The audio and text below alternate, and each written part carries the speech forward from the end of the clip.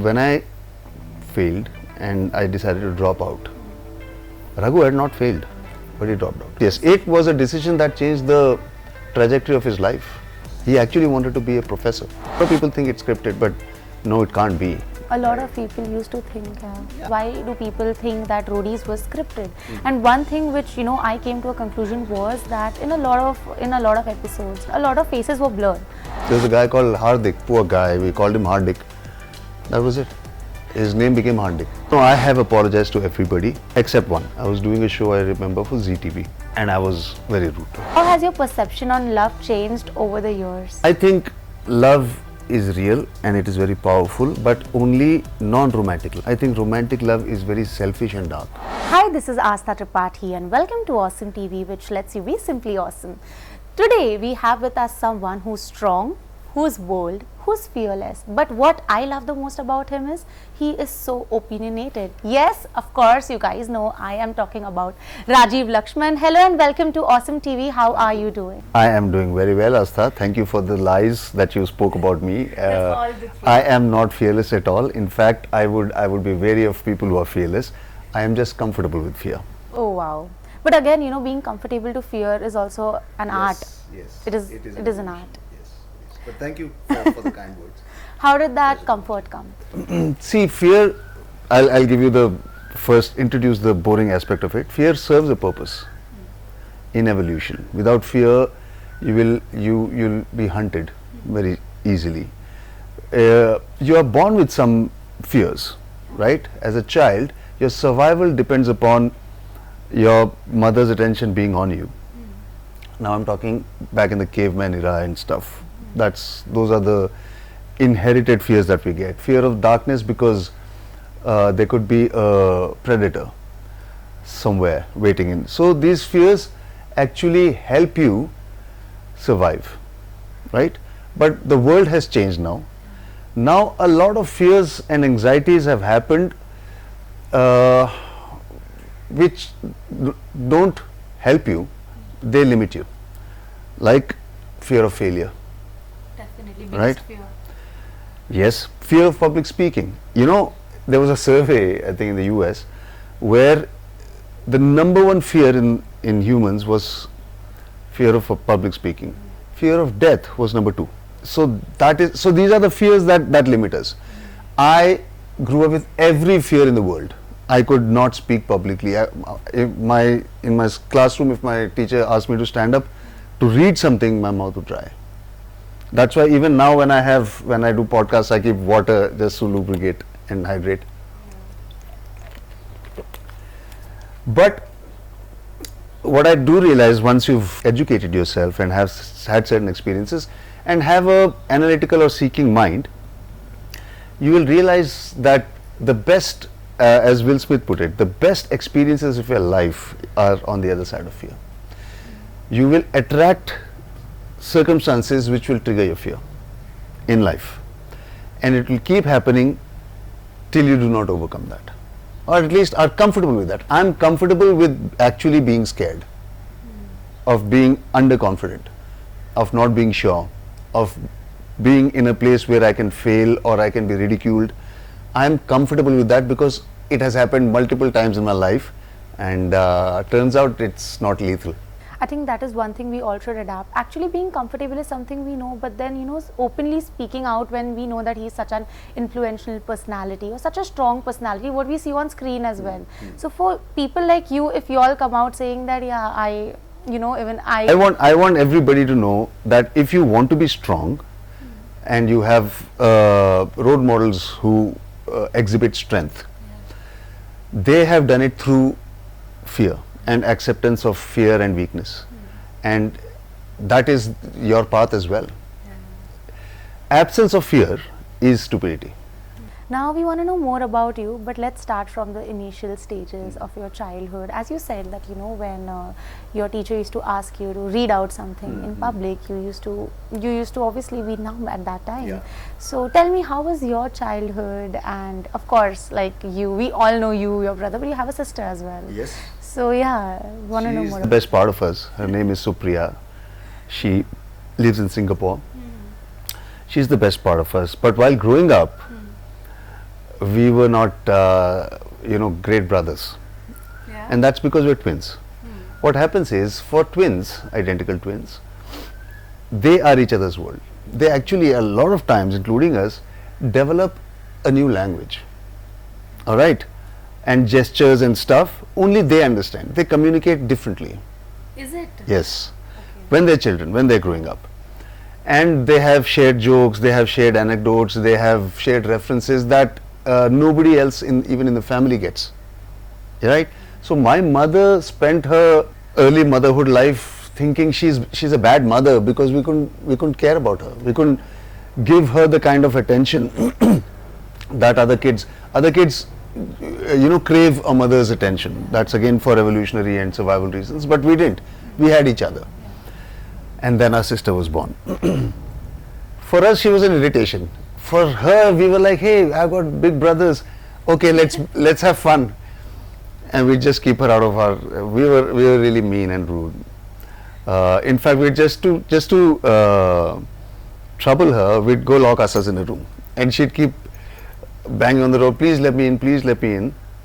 And then we'd just open the door, throw a mug of water on her, and shut it again. So I'm sure only you all get each other. No. But she's our heart now. She's, as I said, the best part of us. She's been a big part of the warmth and happiness that we grew up, the environment that we grew up.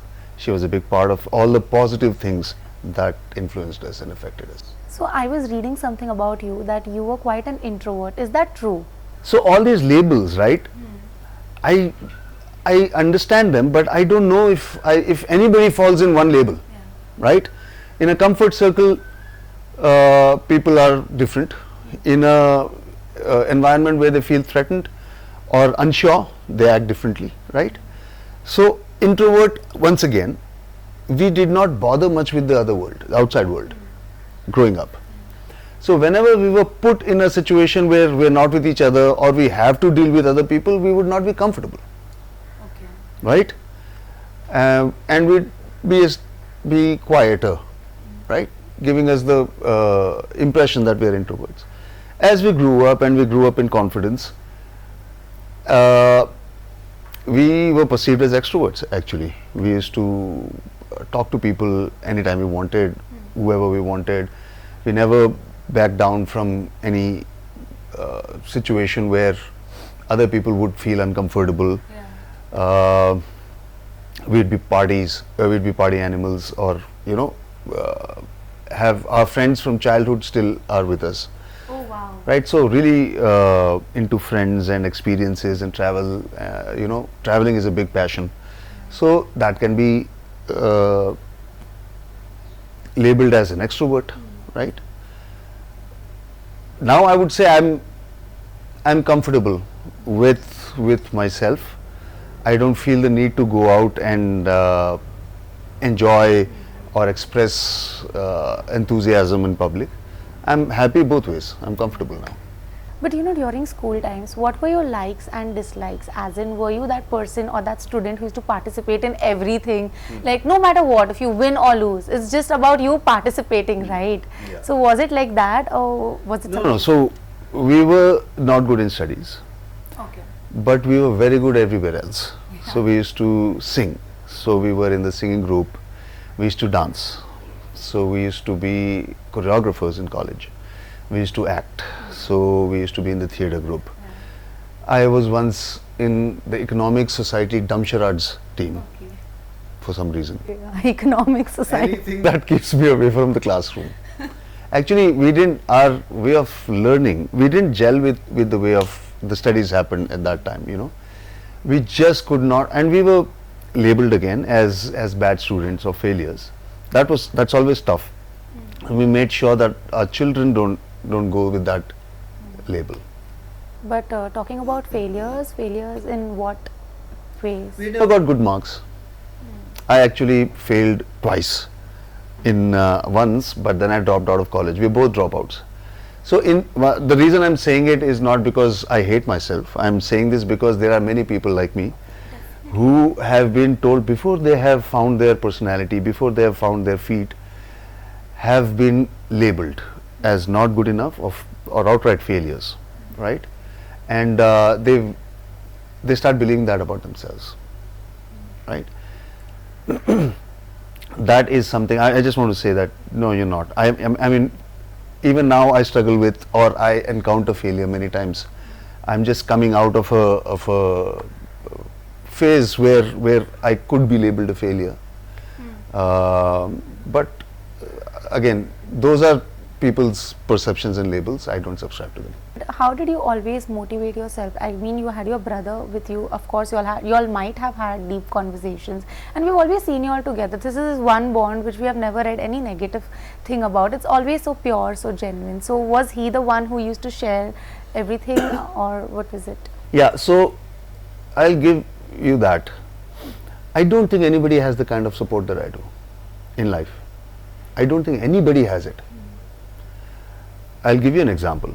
When I failed and I decided to drop out, Raghu had not failed, but he dropped out. So that I don't feel alone. I don't feel like a failure. That I don't feel isolated, lonely. He knew I was struggling with mental health at that time. And he said, okay, even I won't have an education so that you're comfortable. वो होता है ना जो family कर सकती है वो कोई नहीं कर सकता.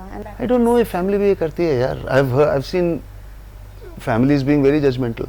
And I think he was pretty mature also ना at that time. मतलब आप कॉलेज में हो, आपको पता है, आपने लाइफ देखी. ऐसे नहीं है कि आप सेकंड थर्ड स्टैंडर्ड के बच्चे हो कि कर लिया मेरे भाई ने तो मैं कर लेता हूँ. It was with all conscious. Yes, it was a decision that changed the trajectory of his life. He actually wanted to be a professor, a teacher, and he was good. But that changed his trajectory of life. We were uneducated and unemployed together. But then how did the employment happen? I know you all were like interning somewhere. Yeah. No, the cable boom had happened in '92. By '95, some Indian channels had. So there was a great demand for professionals because earlier only Doordarshan was the television people. So a lot of training institutes started mushrooming all across the country. Most of them were fly-by-night scams. So there was this one company which said, we will train ourselves to be good trainers and then open an academy. For 1 year we will train ourselves. For that, let's pick up people who do not have any qualifications, whose life is already in shambles, and I mean we can't do more harm. We can only, if we are good at it, something will happen. If we are not good at it, at least no harm done. Right, so Raghu and I were part of that batch. Okay. So that's how we got employed, because they were looking for people with no qualifications and no prospects. But then MTV has played an important part in your life, of course, in shaping you also as an individual. How did MTV happen? So when we were interns, we were in MTV had been kicked out of the country actually. The first MTV that had come in was Hong Kong based. Okay. So all the songs were Chinese and Hong Kong songs, right? The countdowns had those songs. We did not identify with those. So it was asked to shut down.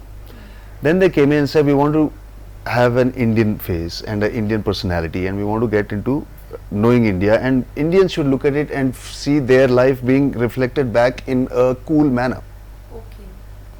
For that, they had a show, they launched a show called MTV U. U stood for University, which was a campus show, which profiled and many things. It was about student life in campus. However, highly stylized and cool. So Raghu and I were working in that. That show was the debut and launch for Cyrus Brocha. So we all started together on that. And it became a very big hit. And by then, Raghu and I, we were just fascinated. We come from a generation that has been labelled the MTV generation. And truth be told, as far as the two of us are concerned, they are right. We were the MTV. We would just keep looking at MTV and discussing all the songs and everything that happened there. This thing. So when we started working in MTV, MTVU and television, our only focus was MTV. That's where we wanted to be. If we were there, we were happy. But that didn't happen. I didn't know that while we were working in MTV had noticed and asked our production house to send us for jobs to there. They were really impressed with our work, and Cyrus Brocha was actually a very loud cheerleader for us. He would go back to, we were in Delhi, he would go back to Bombay and tell these people, you know, there's these two boys, they're twins and they work really hard and they know everything, and you know, we could learn something from them, please bring them here and all. So they said, you know what, we really like them, can we poach them? They said no, can't. I didn't even get to know that twice the inquiry had come or a request had come. Anyway, then life took us here, there. Raghu said, I want to join MTV. I had got married by then. Okay. Again, very early in life. And twice he was rejected by MTV. Then he got a job in MTV, and for this one show, a travel reality kind of a show where people are going on in bikes and we don't know what to do, because all the producers used to do countdown shows, comedy skits and everything. So they said, you know, there was these guys who were in TV18, that production house, to say, okay, let's try them. So Raghu went and he called me there as well. That's how it happened. Wow. But then, you know, after that, I remember when Roadies happened, when, you know, you all came up with a concept. It was a reality show concept, and it was so early for you all to start a reality show, because you all didn't even know it would work or no. Yeah. Because I remember at that time, because now that I, you know, interview so many people from the television industry who come from Ekta Kapoor's background, that time Saas Bahu was like too much. People were like so much into Saas Bahu era. Everything good was happening. Yeah. And at that time, you all were the one breaking the stereotypes and how. So, did you all ever think that this might not work? See, that's the reason why MTV fascinated us so much. They weren't so concerned about success. They weren't? No. But they were investing so much? No, they were investing in brand and lifestyle and cultural relevance. Okay. Right? Not TRP. Okay? They, for instance, they never had a fiction show. They tried later on because all that people, but they were saying, okay, we will reinvent. How can we do it which reflects more our ethos than pop culture? And this was not supposed to be a big show. It was just Hero Honda saying, we are launching a bike, why don't you do a show where cool kids are riding it? That was it, right? So we never set out to make it big. So we could do whatever we wanted. So we could honestly express ourselves. We were okay if it didn't work, as long as we enjoyed working on it. But then how did you all come up with the idea of Roadies? I mean, it's so challenging and it's just so different. Like, we have never watched something like this ever. I would say Raghu is the architect of Roadies. Okay, we had done a lot of non-fiction programming before that, so he was more qualified than most to look at programming which is not music based or countdown based or, you know, interview, that kind of stuff. And there was I would say, an operational discipline to say we will not interfere, we will not tell people to cry or fight. A lot of people think it's scripted, but no, it can't be. A lot of people used to think, obviously, but I don't blame them. But operational discipline, which made the content very unexpected, very surprising. We could not predict what would happen. You understand? But there's a way in which we operate which brings out that kind of conflict as well. But we don't engineer anything. So plus the auditions is mostly him expressing himself and finding castable qualities in people. That is what we were doing, right? Even now, with my current role, which we'll speak about, it's mostly about identifying talent and nurturing it and giving them a platform. That is something that in all the years of Roadies, people speak about our bald heads and anger issues, but people generally don't noticed that what we've actually been doing is traveling the country, finding interesting people and giving them a platform which has launched their careers. A lot of people. It has shaped a lot of people's career in that way. But okay, talking about aggression, this is one thing I constantly want to know, that how did the aggression phase come from? Is it the childhood trauma, or were you all really aggressive back then? What was it? Alright, so yeah, so a lot of people think it's childhood trauma, but we never had trauma in childhood. A lot of people think it's because of Delhi, but you should meet our friend circle. They are the most docile, young, not young, but gentle people. Okay, but we did grew up in a rough school, rough neighborhood, and I would say it wasn't an aggression, but it was a fight or flight response. We were bullied also, so there's a visceral reaction we have to people we consider as bullies, and we hold very strong opinions. And in those opinions, we used to hold people with different opinions in contempt. And we were just honest. I don't think we were aggressive. Sometimes we were. I know you're going to cut into a lot of these clips of us, throwing people out and everything. Yes, we were. There were times when we became aggressive, but we were also funny. We were also sensitive. Many things. I guess the aggression stands out. One thing I absolutely loved about you all at that time, and I still stand for it, no matter how aggressive you all were, when it used to come on a woman.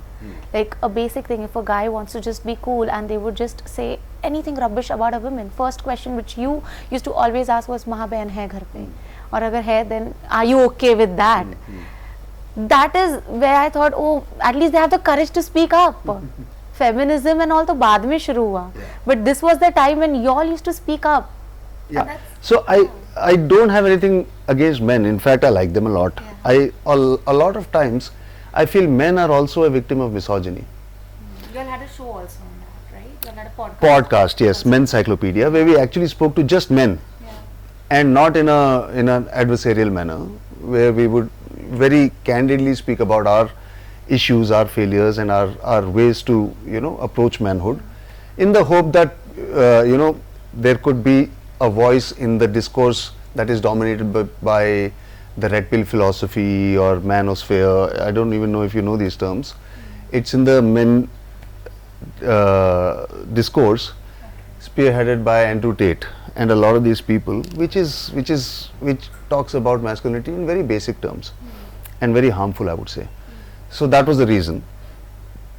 But men are, a lot of times we used to judge people on their stand on women, but then we later on realized these guys didn't know that women are supposed to be equal, or women are not property, or men do not own women, and women's choices do not of clothes, for instance, is not equal to consent. The concept of consent itself is we just grow up in, our parents don't teach us much about relationships, love relationships, romances. We learn from our peer group.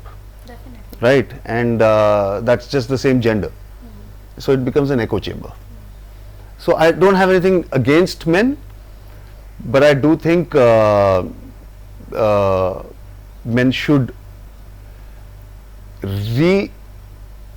reanalyze their own masculinity to find respect, basic level of respect for all genders. Basically, I'm a journalist as well, and when I used to also research that why do people think that Roadies was scripted, and one thing which I came to a conclusion was that in a lot of episodes, or maybe in the audition round, a lot of faces were blurred. So they used to think that is the whole script and it is revolving like that. So would you like to clear that? So let me understand this. So if somebody's face is blurred, it is scripted. No, perception of people were like, the face is not shown, so this can be scripted. So here's the deal. I will ask you to come on a super hit show, something that can supercharge your social media and clout and make you viral, right? But we won't show your face. and we'll give you a script. You will have to learn that script and perform in a manner that you could win the Oscars, and you perform your heart out. Yeah. And then we say, but we won't show your face. Will you do it? No. So then why would anybody else do it? I think after that they might also post conversations. It might be that I don't want my face to be visible, or maybe just cut that part. No, nothing. See, the deal is we were there casting. Okay, we were not there to change the world. We would speak our mind. Some people would agree, some people would disagree, right? Even now on social media, a lot of people say we learnt a lot from you. A lot of people say no, you're just bullies. That's okay. That says more about them, not so much about me. But we were casting over there, and in that casting, we were very real, and things would get heated up. If we felt beyond a point that this would become extremely negative for that person, right, we would ourselves take a call to blur that face so that uske life mein fark na pade utna. Achha, okay. Ah, because you all were the directors as well. You all Yeah, were the yeah. producers and directors. Okay, so that was a conscious call in that Yeah. way. And I think it's fair. It's only fair. Imagine if the episode is aired. Yeah, What yeah. happens post that? We go make our show in another country, and this guy's life is shattered, na? True. Absolutely. And there are these youngsters now who are still trying to shape Yeah, their life. yeah, मतलब yeah. अब तो जिंदगी बना रहे हैं. And we are the people who don't want to give labels to others. If we end up labeling somebody, we used to, even as fun, we used to give nicknames to some people. Later on, years later, we got to know that those names stuck. Everybody used to call them that only. Yeah. There's a guy called Hardik, poor guy. We called him Hardik. That was it. His name became Hardik. So we have to be careful, we realized. Definitely. Okay, but now, when we see reality, like you started with Roadies, you all started with Roadies, and now we see so many shows, like we see Splitsvilla, and we see a lot of shows which are hit also on MTV. But still, that spark, a lot of people still say that was spark nahi hai. I remember I was reading this comment on MTV page. So I was watching this video of yours 4 years back, and you all were just taking audition, and a lot of people commented, "Arey, they are still using their audition clips just to get viral." Like people still adore to watch you all. So we By the way, from the time we left Roadies, we have never taken that name on social media. We have never once posted or reposted any clip of from us on that show. MTV does that on their own. Yeah, MTV does that, and we have seen a lot of That's okay, viral that's clips as well. that's fine. But again, what do you, in social media terms, end of an era? That is one thing. Well, all eras need to end. We were younger.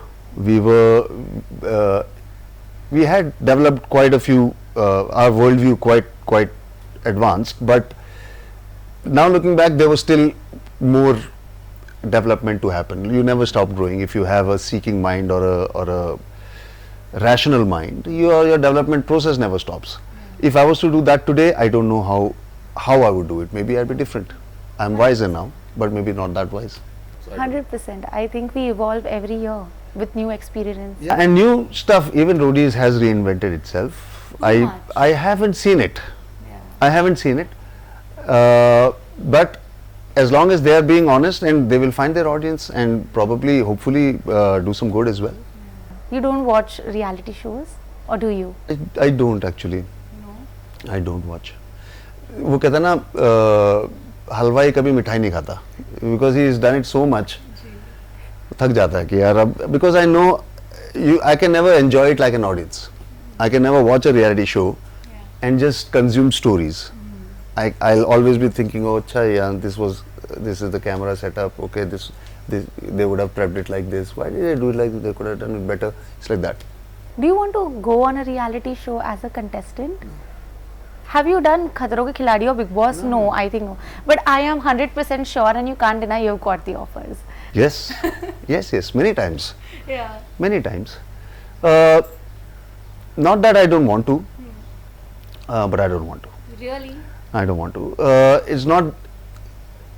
The thing is, it has become, once again, maybe Roadies has started it, but it has become a way for people to launch or relaunch their careers, and that's not who I am. If I go there, I will be वो कहते हैं ना, ताड़ के नीचे बैठ के आदमी दूध भी पिएगा तो दुनिया कहेगी ताड़ी पी रहा है. It doesn't matter why I go. As long as I'm there, I am signaling to the world that I want to become an actor or I want to become an on-screen personality or a celebrity. I was never that. So there's no reason for me to go there. So that was, money was good. yeah, I am damn sure, that's what I said, that I'm sure you're offered. But you can't take decisions for money alone. But you know, I think you've seen it all, highs and lows. And you know, when you're at a high of your life, things are very different. People around are very different. I want to know from your perspective, you know, that how were you when you were at the highest, and then what happened when you were at the lowest? I'll tell you, when I was the highest, na, I don't know if other people are going to disagree with me, but I was very grounded. That is because of my wife, Susan. I met her when I was 18. I just turned 18. She was 17. So we've been together since. And she's seen me grown up. She's grown up with me. So at home it's never Rajiv the artist or Rajiv the celebrity or Rajiv the Roadies judge. Never. It was never that. In fact, everybody would say, such a nice episode, wow, far the eye. And she'd say, you know what, it's fine. I mean, I like this about it, but this was something probably I didn't like. You know, she'd be brutally honest with her feedback and stuff, and I respect her opinion so much. There have been times when she pointed out, when people used to come for pictures, beyond a point and if you're with your family, you say, no. She's the one who told me, don't be rude. They have gathered a lot of courage to come and approach you. If you brush them off, I don't know if they'll ever be able to gather courage up for just be polite, even if you don't want it. Get a picture click. How much time does it take? Acha, at what age did you get married? Because you said you got married really 26. early. 26. Yeah. And how did you just take that decision so quickly? I think you were also evolving as a person, as an artist. I was 18. Yeah. When you dated her, when you started dating, Yeah. So, actually I never wanted to get married. As in life, not because of any girl or something. I was not the marrying kind, I would say. But then life became very tough, difficult, not even difficult. All the working and everything, because I was a failure at education. I could not afford to be a failure in career as well. So I really worked my ass off. Worked. So I didn't actually, I stopped going home. I didn't barely spend time with family and everything. And Raghu was there working with me, so I was okay. And life became that, just work. So, and I moved cities as well. So there was long distance relationship and this. So through thick and thin, I realized Susan was with me. You know, she never said, no, I can't be with a person who's so busy, or I can't be with a person who lives in another city. And if I was ever low, I would call her, talk to her, she'd encourage me or counsel me. So at 26, at 25 actually, I reached a milestone, not 25, okay. All right, now what? I did not like anything about my life, okay. So I was doing a job, I quit my job, opened a company. I was living in one city, I didn't like it, moved. I was in Bombay, came back to Delhi. I was single or a bachelor. I said, okay, let's get married. And then I realized, and that also because when I had gotten back in touch with Susan, that I realized I can't do better than her. Definitely, the girl who is there with you since start. Yeah. And as you said, when you are alone, it's just who you want to call. Yeah. It's always that, Yeah. right? And when you're the most successful, it's again who you want to call and share your success with. Yeah. And 26, I would say, is still a very young age to be married. But I was like, no, I want to change my life. I've done this. I can't do this anymore. I want to change my life. I want some warmth, comfort, and love. At what age did all the fame game started? Probably 30. 30. But you have to understand, as twins, I was always famous. From the crib, I have just grown up all the nurses, looking at us both, all the teachers looking at all students, wherever we go, everybody is turning back. People used to come just touch us. We'd sign autographs in school. We'd be singers, dancers, choreographers, performers, actors. We used to be the top. In every place we went to, we would be famous. So fame was nothing new. It was nothing new. It was almost taken for granted. Okay, yeah, we became famous. All right, okay. It was like that. Nothing changed in our life. We were always familiar with fame, I would say. I was just watching a promo of Netflix where you, Ranvijay and Raghu was there, and there also you all had this punch, that aap abhi pata kar lo kaun kya hai. So this still happens, when there are twins around. Yeah. It still happens. As you correctly said, as twins, we were always famous. Yeah. But do you regret anything after being famous that you have done, and you think that? Yeah. See, I'd say, even if I have not admitted it to myself, I would say it did go to a certain degree to my head. Not to think that I'm now great or anything. I have been extremely rude to certain people that I regret. Some of them were colleagues, some of them were family. I have been brutal, and now I think back, probably it was because, I don't know, maybe I thought people expected that out of me, or I'd become rough. Also, I stopped reinventing myself, or I stopped aspiring for different things. I thought everything had started coming to me. Film offers, job offers, everything life had become different, easier compared to how we grew up, be it celebrity appearances, be it movies, be it music videos, whatever, serial offers. So I thought, okay, I stopped trying to myself. I stopped trying to say, okay, maybe I should find out what I want to do next. Because of that, I did, as I said, go through a very, very dark phase, which then got me back on track. But did you apologize to those people, or do you still have that hesitation? No, I have apologized to everybody except one. The reason is that I don't remember this person's name. I was doing a show, I remember, for ZTV.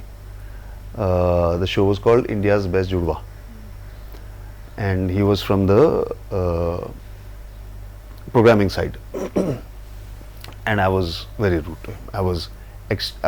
I shouldn't have said the things I said to him, but I don't know his name. I don't know what he's doing. If he's listening to this, I'm sorry, bro. You know who I'm talking about. That's so sweet, and I'm gonna at least take this straight from you now, right now.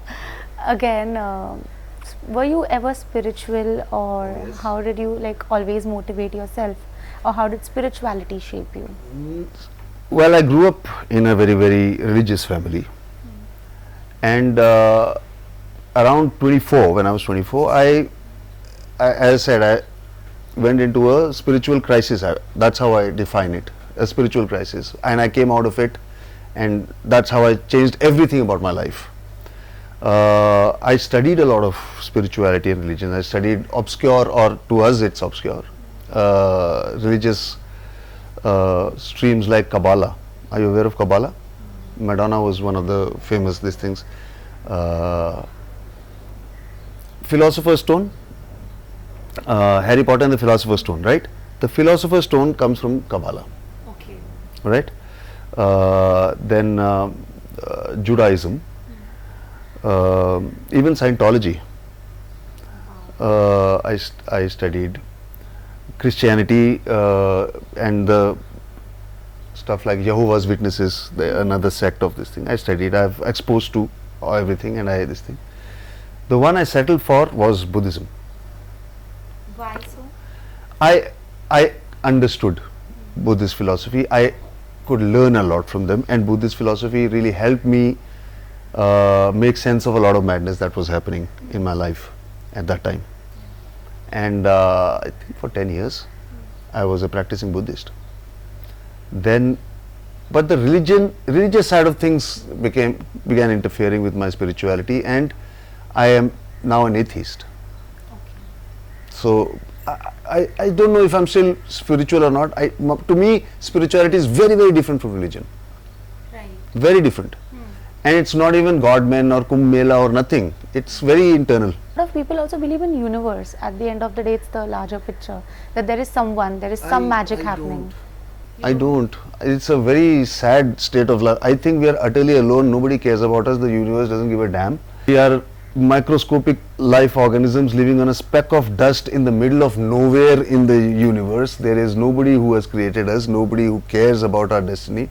No stars are going to align for us. And there is nothing beyond death. Beyond death, there is nothing. No life after death, no paradise, no heaven, no rebirth, nothing. It is just one little, almost insignificant life.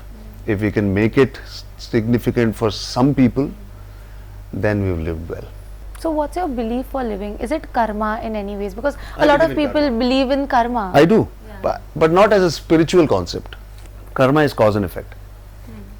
If I jump from here, my feet will break, my legs will break, right? So that's a cause and effect. Now let's talk about karmic patterns. If I have a habit of crossing the road without looking here and there, the chances of me getting into an accident is more than yours, right? So karmically, I would attract accidents. I would not attract accidents, but it would happen.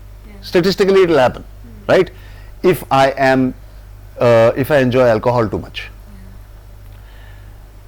people will say, "Yeah, karma has happened," because I'll behave a certain way, I'll be obnoxious and everything. But I'll have other effects like health problems, family problems, career problems. That is karma. Because if you don't want those effects, don't create these causes. Oh wow. Acha, tell me one more thing, that you have like, this is what I have read and heard about you. You are creating space for a lot of creators. Let's get there also, and let's know more, because a lot of people don't maybe. What is that exactly? Because this is the era of content creators. We see social media everywhere, and I so believe that if you signed for Roadies back then, if it would be now, you would be all over social media. All the clips would be where it still is, but it would be like 10x more times. Yeah. So I never had the aspiration to be viral. Probably because I come from a generation that didn't have any of these. I don't see, but I do see creators. The whole point of Roadies, what I like about Roadies or reality shows, is that it was not a nepo industry. Okay, people could be from anywhere. In Roadies, you don't even need to be educated. You don't need a degree, you don't need talent, you don't need to be a great dancer, you don't need to be a model, you don't need to be a celebrity, you don't need to be nothing. You can, if there is something about you, we will find you, we will put you, and we will place you on a launch pad, and after that what happens is your hard work and kismat, right? That is what I liked about Roadies. After that, I have been watching a lot of the creator economy develop, and a lot of creators I really like and I follow, and I think they're very passionate and talented. However, they don't have infrastructure or ecosystem, a supportive ecosystem around. They don't have mentoring, they do not have tools, they do not have monetizing strategies, they do not have agencies representing them and pitching them to brands. Nothing. They're just doing it because they are passionate about it, they believe in themselves, and even if there is a job opportunity somewhere, this is what they'd rather be doing. A lot of people, and I think what we did in reality shows to find talent, we were still the gatekeepers. We would decide who would get on the platform, right? I want to break that now, right? I want every talented content creator to have mentorship, guidance, tools, tech support, and brand integrations, so that they can build a life. But how do they reach out to you? I'm thinking about that. I have joined this massive company, a network called Infinitum Network. Infinitum Network is probably India's fastest growing and most diverse multi-channel network. MCN is a partner with YouTube, an official partner, which specializes in identifying, nurturing, growing, and monetizing artists and content creators in the digital space. Right? That is a multi-channel network, and that is, I really wanted to get into a multi-channel network. I really wanted. In fact, I once also made a business plan for a multi-channel network. I wanted to start one on my own. It was called Converse, but it didn't happen. Obviously, a lot of the factors have to come together. So finally, I am now heading the IP or the intellectual property, or let's say creative side of Infinitum Network, which is based in Hyderabad but has a global footprint, is in more than 160 countries, has programming in more than 100 languages, and has created massive stars and celebrities and artists in the content space. They are now expanding. They've now come to Mumbai and are increasing their Hindi speaking and other regional languages, want to expand to there. We also have a global network in Europe and Saudi and many other countries, but now our focus is India, Hindi and regional languages, and tier 2 and 3 cities. Okay, that's where I come in. So now I'm not alone. I'm not a guy with a dream. I'm a guy with a plan. I'm a guy with clout. I'm a guy sitting on an empire, and with commitment to galvanize all my resources for the benefit of that tier 2 passionate creator. You know, when you were speaking about that, I was just thinking this one thing, okay. I was just imagining myself coming from a very regional background or coming from a village, and I want to, you know, be a content creator. And suppose if I have like decent followers, okay, and now somebody like you comes in and you're like, okay, let's do, and you know, we will make you big. Imagine the person within me. Yeah. Imagine how happy I would be. Like, Yeah. I have no financial support, nothing, and there is somebody who's from Mumbai who is like so huge, who knows everybody out there, giving me a hope. In It fact, can, a lot of yeah. times, if the person cannot afford, we pay them as well That's what I to create content. More than that, we empower them. You know how? We give them ownership of their content, and we give them revenue share. So, I mean, all we need is passion, talent, and discipline of constant content creation. That is what we're looking for. All right. We will empower you in many ways. We will find you, or you will find us. We will make it easy for you, so that you just focus on your niche, your passion, your creation. If you require cameras, they will be provided. If you require some money, that will be provided. If you have ownership of the show as well, many times. Once you do, wherever it grows, you grow with it. Plus, there are also revenue share models where if a brand comes in, or YouTube pays money for viewership, right? We use the power of the algorithm to grow you, and with that more ads are served, with that more revenue comes in, and you can get a share of that as well. Definitely, like, you know, people will start thinking beyond. Yeah. Like, it would be so good for them, right? Yeah. Even if you shape one life, it's just everything for a person who comes from a regional background, thinking that, okay, now what's next? Who's gonna take me to Bombay? Who's gonna have those contacts? Come to Bombay, we'll come to you. Wherever you are, you can make your career there itself. So, you know, I've taken a lot of podcasts, but this remains special, and I'll tell you why. I think you have a lot of knowledge, A. Also, what we see you on screen, you're a whole different person. When, you know, you have an elaborated chat. It's always like you can't judge a book by its cover. So, you know, you need to have a conversation like that. So, yeah, a lot of things have cleared, but one thing I want to ask, because, you know, we were talking about love thode time pehle. How has your perception on love changed over the years? As you have probably guessed, but I'm cynical in life. Okay, my thoughts on religion, I wouldn't say cynical, realistic. I think love is real and it is very powerful, but only non-romantic love. I think romantic love is very selfish and dark. all right, it can break you. I don't even know what is non-romantic love. I don't even know what is romantic love. I don't know. In a love relationship, if you love somebody and you break up and you hate that person, was it love? I don't know. All right. If you're just, your requirement is self-validation, okay, and you say, when you go out with your friends and don't talk to me, you are a bad boyfriend, or when you dress something like that, you're a bad girlfriend. Is that love? I don't know.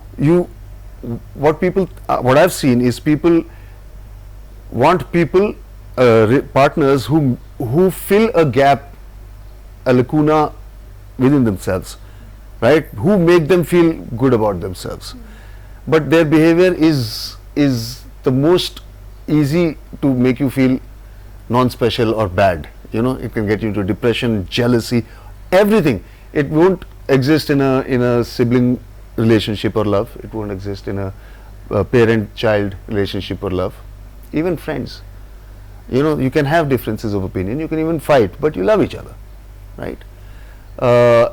So I'm not saying all people in love are not in love. I'm not saying that, but I do think that different rules apply in romantic love, and people have to be very careful and work on themselves. If you want a relationship that has lasted as long as mine has, you have to not be two halves making a complete. You have to be two complete people who come together to grow together. That's it. That's for today. Thank you so much, Rajiv. It was so good having a conversation, and I have taken a lot of things from you. And yeah, any specific message for the audience out there and your fans? Thank you for watching, and thank you for your patience. I again want you to say that this is a new phase in my life. I have done many things, but finally I'm at a place where I can give back. This is what I want to be. This is where I want to be. This is the cutting edge of digital content evolution in our country, and I'm committed to finding you and growing you. So looking forward to work together. If you are a content creator who is passionate and has discipline, reach out to me and we'll see what to do. Thank you. Thank you so much for this lovely conversation. Kasta, you are an extremely interesting and warm interviewer. Thank you. You are not just going through question 1, okay, question 2, question 3. You're not. You're listening to me, and you're asking me about stuff that I'm talking about already. I really appreciate it. Thank you so much. Really means a lot.